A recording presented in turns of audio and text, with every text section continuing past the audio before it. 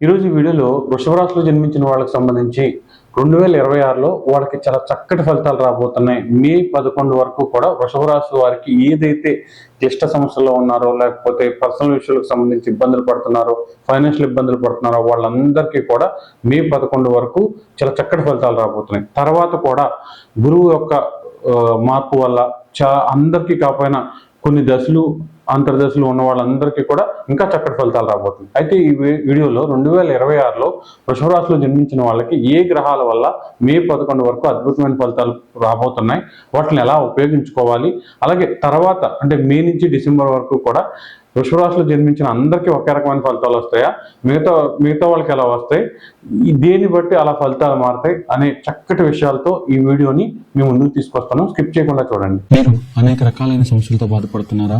ఆర్థిక, వ్యాపార, ఉద్యోగ, వివాహ, కుటుంబ, ప్రేమ వ్యవహారాలు ఎటువంటి సమస్యకైనా సరే మీకు గాయత్రి జ్యోతిషాలయం ద్వారా అద్భుతమైన పరిష్కారాన్ని అందిస్తాం.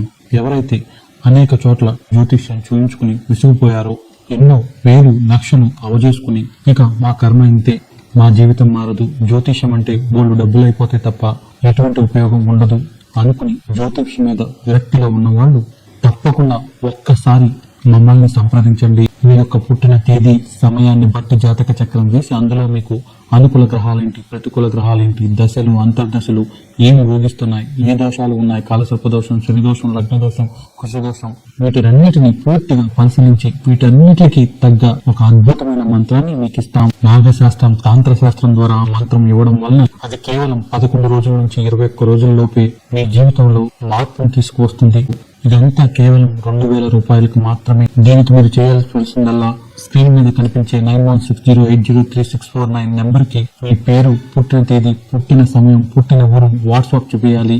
తర్వాత 2000 రూపాయల అమౌంట్ ని గూగుల్ పే లేదా ఫోన్ పే ద్వారా ఈ నెంబర్ కి పే చేసి స్క్రీన్ షాట్ ని వాట్సాప్ లో పంపాలి. కేవలం 7 రోజుల నుంచి 10 రోజుల లోపు ఒక రోజు ముందుగా రేపు ఏ టైంకి మీకు ఫోన్ చేసేది అనేది మీకు తెలియజేసి అపాయింట్మెంట్ టైం ఇచ్చి ఆ టైంకి ఫోన్ చేసి మీతో అరగంట సేపు మాట్లాడి మీ సమస్యలకు సరిపోయే అద్భుతమైన తాంత్రిక మంత్రం, తాంత్రిక విధానాన్ని తెలియజేస్తాం. గాయత్రి జ్యోతిషాల యూట్యూబ్ ఛానల్ ఎంతగానో ఆదరిస్తున్న వృషభ రాశి వారందరికీ కూడా నూతన సంవత్సర శుభాకాంక్షలు. ఈ రోజు ఈ వీడియోలో వృషభ రాశి అంటే పుట్టిగా 2, 3, 4 పాదాలు, రోహిణి మొత్తం 4 పాదాలు, మోక్షర 1, 2 పాదాల వారికి సంబంధించి గ్రహాల గోచార రీత్యా 2026 ఎలా ఉండబోతుందనే విషయాన్ని తెలుసుకునే ముందు మీ యొక్క గ్రహస్థితిని కనుక 2026లో మనం పరిశీలించినట్లయితే ముఖ్యంగా ఎప్పుడు కూడా ఈ సంవత్సర ఫలితాలు అనేవి ప్రధాన గ్రహాలను బట్టి చెప్తారనమాట. ఎందుకంటే అవి మిగతా గ్రహాలన్నీ కూడా రాహు, కేతు, శని, గురువు కాకుండా మిగతా గ్రహాల నెలకి 45 రోజులకి ఇలా మారిపోతూ ఉంటాయి అనమాట. ఈ గ్రహాలు మాత్రం సంవత్సరానికి 18 నెలలకి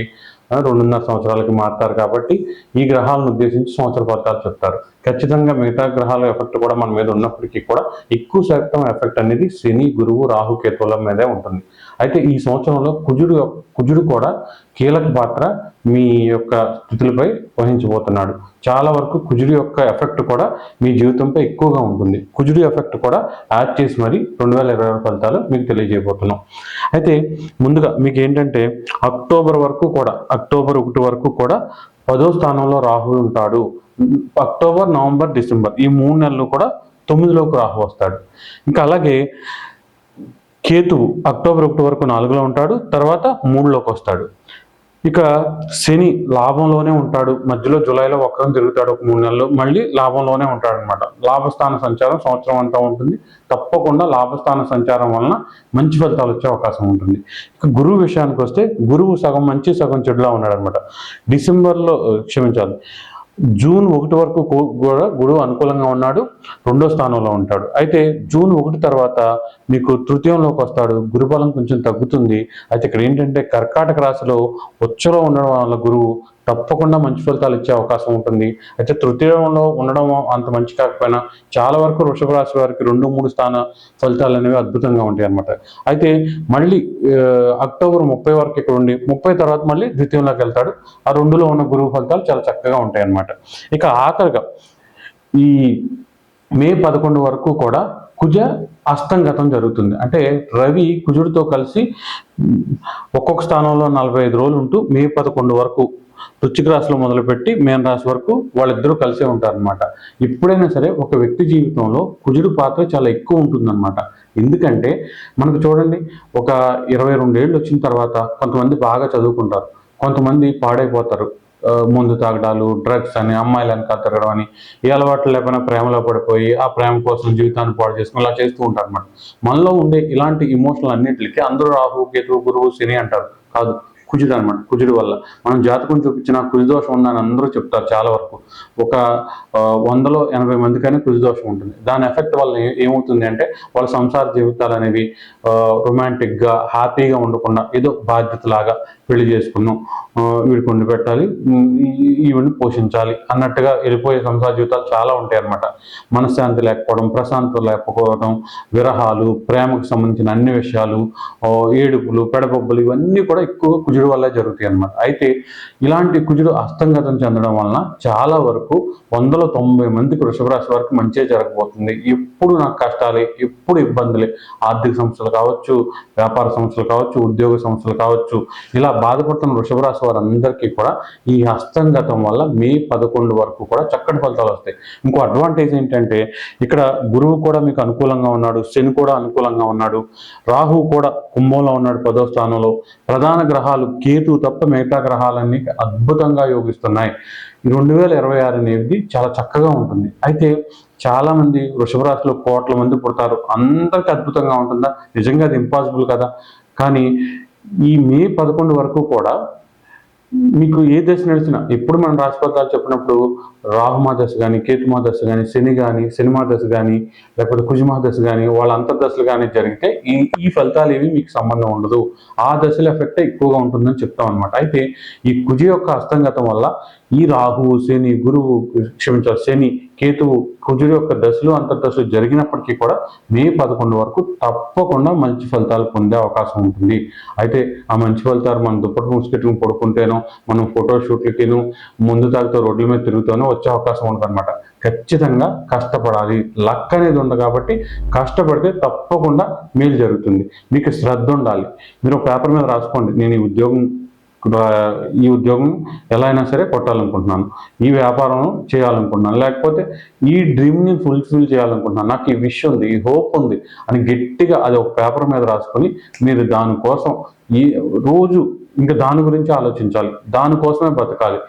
మీ పని మీరు చేసుకుంటూ దానికోసం సమయం కేటాయిస్తూ ఫైట్ చేస్తే ఈ కుజుడు యొక్క హస్తంగతంలో మీకు దీర్ఘకాలికంగా ఉన్న సమస్యలు, ఎంత పెద్ద బాధలైనా సరే, ఎంత పెద్ద కష్టాలైనా సరే ఖచ్చితంగా తీరే అవకాశం ఉంటుందన్నమాట.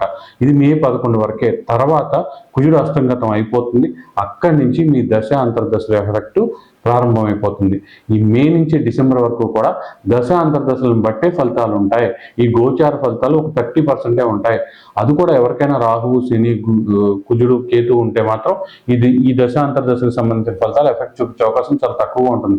అందరూ గురుబలం ఉందంటున్నారు, రాహు బాగున్నాడు, గురువు బాగున్నాడు అంటున్నారు, అయినా సరే నేను వృషభరాశిలో పుట్టాను, నాకు ఏమీ బాగోట్లేదు, యూట్యూబ్లోనేమో అబ్బో అని చెప్తున్నారు అని మీరు అనుకున్న ఉపయోగం లేదనమాట.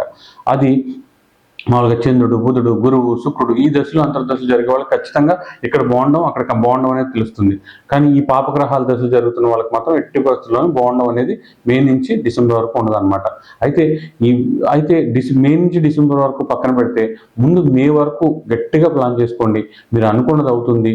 మీరు ఏదైతే జరిగితే సంతోషంగా ఉంటారో, ఈ జన్మకి ఇది జరిగితే చాలరా బాబు అనుకుంటున్నారో అంత పెద్ద విషయాలు కూడా ఖచ్చితంగా జరిగే అవకాశం ఎక్కువగా ఉంటుంది. దానికి కష్టపడటంతో పాటు దైవపరంగా ఏమి రెమెడీలు పాటించాలి అనే విషయాలను ఈ వీడియో చివరిలో మీకు తెలియజేస్తాం. 2026లో దీర్ఘకాలికంగా ఉన్న సమస్యలు చాలా వరకు తీరుతాయి. రాజకీయ రంగంలో ఉన్న వాళ్ళకి, అలాగే ఏదైనా మంచి స్థాయిలో ఉన్న వాళ్ళందరికీ కూడా ఇంకా మంచి స్థాయి వచ్చే అవకాశం ఎక్కువగా ఉంటుంది. అలాగే సామాన్య కుటుంబంలో ఉన్న వాళ్ళకి ఎలా అయినా సరే జీవితంలో మంచి జాబ్ తెచ్చుకోవాలి, వ్యాపారంలో మంచి స్థాయికి వెళ్ళాలి, ఇంకా వ్యాపారాన్ని విస్తరించాలి, ఇలా అనుకున్న వాళ్ళందరికీ కూడా మీ యొక్క బిజినెస్ అనేది చక్కగా డెవలప్ అవుతుంది, చాలా చక్కగా ఉంటుంది. మహిళలకు కూడా చాలా బాగుంటుంది.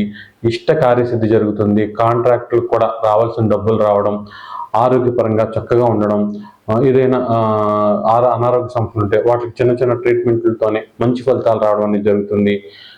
ఖచ్చితంగా ధనపరంగా ఈ సంవత్సరం చాలా చక్కగా ఉంటుంది. రకరకాల ఆపర్చునిటీస్ వచ్చే అవకాశం ఉంటుంది.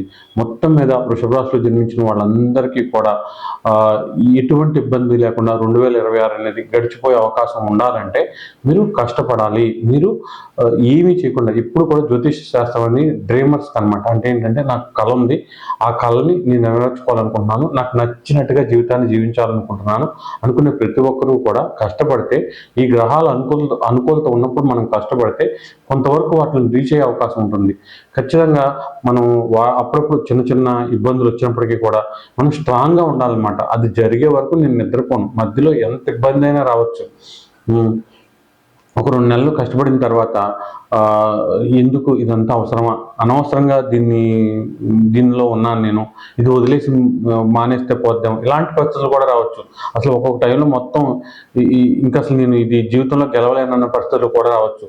ఇప్పుడు నిర్ణయించుకున్న రోజు కాకుండా అలా అనుకున్న రోజు కూడా మీరు నిలబడగలగాలి. అలా నిలబడి ముందుకు వెళ్తేనే మీరు అనుకున్న రోజు వచ్చే వరకు ప్రయత్నిస్తే ఖచ్చితంగా మే 11 అనుకున్న రోజు అంటే 10 ఏళ్ళు 20 ఏళ్ళ తర్వాత కాదనమాట. ఖచ్చితంగా మే 11 కల్లా మీ సమస్య తీరే అవకాశం ఉంటుంది. మే 11 కోటీశ్వర్లు అయిపోతామా, లేకపోతే కలెక్టర్ని అయిపోతానా, ఇలా కాదనమాట. అలా జోక్ లేకుండా ఖచ్చితంగా మీకు ఏదైతే ప్రజెంట్ సమస్య ఉందో, మన జీవితాన్ని కొంచెం ఒక మెట్టు ఎక్కిద్దాం అనుకుంటున్నారో, కొన్ని జీవితంలో ఉన్న దరిద్ర బాధల్ని తొలగించుకోవాలనుకుంటున్నారో వాటికి సంబంధించి ఫైట్ చేయండి. తప్పకుండా ఇలాంటి మంచి టైం ఎప్పుడు రాదనమాట. ఇక రెమెడీస్ విషయానికి వస్తే, మీరు 35 ఏళ్ళు లోపు అనుకోండి, మీ జాతక చక్రం D1 ఉంటుంది కదా, మెయిన్ జాతక చక్రం చూసుకోండి. అందులో 1, 2, 3 లగ్నం నుంచి 9వ స్థానం చూసుకోండి. ఆ 9వ స్థానంలో కనుక మీకు కుజుడు కానీ, శని కానీ, రాహు కానీ, కేతు కానీ ఎవరైనా ఇద్దరు ఉంటే మాత్రం పితృదోషం ఉన్నట్టు. ఈ పితృదోషానికి సంబంధించి ఆ గ్రహాలకు సంబంధించిన జపాలు చేయించుకుంటేనే మీ లైఫ్లో చేంజ్ వస్తుంది.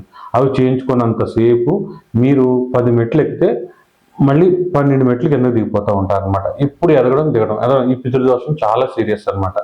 ఒకవేళ మీది 35 ఏళ్ళు దాటేసింది అనుకోండి, D1 చోట్ల పితృదోషం, మీరు ఆల్రెడీ బాధలు పడ్డారు, దానికి సంబంధం D9 చాటుకి వెళ్ళాలి. నవాంశ అంటారు కదా, ఆ నవాంశ చక్రంలో లగ్నం నుంచి 9వ స్థానంలో చూడండి.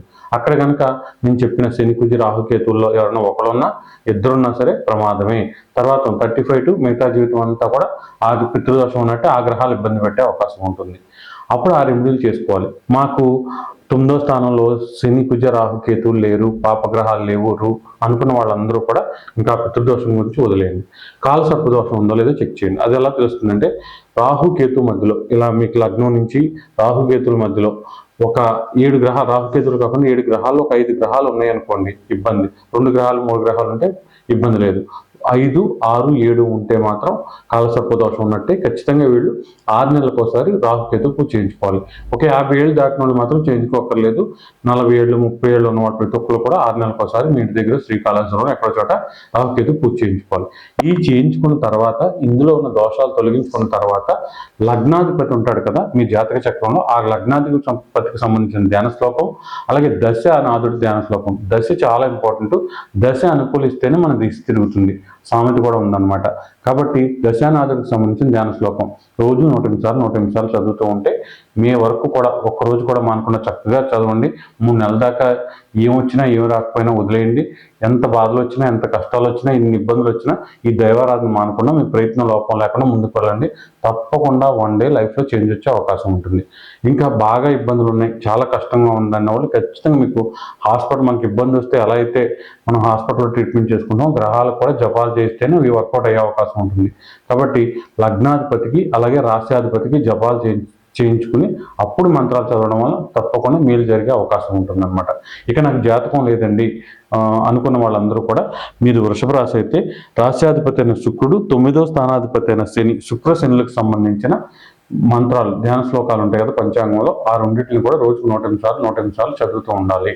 అలాగే శనివారం రోజు ఏదో ఒక వెంకటేశ్వర ఆలయం కానీ, శివాలయం కానీ కొంచెం ఫేమస్ ఉంటాయి, అక్కడికి వెళ్ళి ఆవుకి గోధుమ పొట్టు ఉంటుంది కదా, అది అంటే అవి తినే, అది అందరూ అరటిపళ్ళు పెట్టేస్తే వాటికి కడుపు నొప్పి వచ్చేసి అవి చాలా సిక్ అయిపోతాయి అన్నమాట. కాబట్టి అరటిపళ్ళు, కొబ్బరి చెప్పులు కాకుండా కొంచెం అరుగుదల ఉన్నది, ఇలా గోధుమ పొట్టు ఇలాంటి ఫైబర్ ఉన్నది పెడితే మీకు మంచి జరిగిద్ది.